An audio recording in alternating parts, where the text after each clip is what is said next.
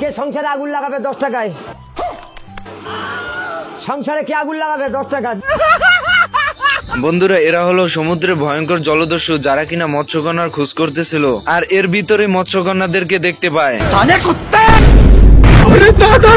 এরপর মৎস্যকন্যাদের ভিতর থেকে একজনকে রশি দিয়ে ধরে ফেলে। তুই আমার কোটি টাকার লেহেঙ্গা পাবি, কিন্তু আমাকে পাবি না।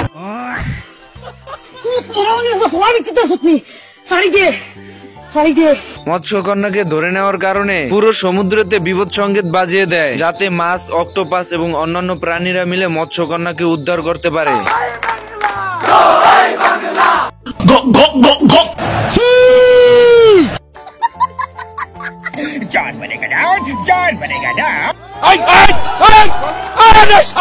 আর বন্ধুরা, পার্ট 2 দেখতে চাইলে অবশ্যই কমেন্ট বক্সে জানাবেন।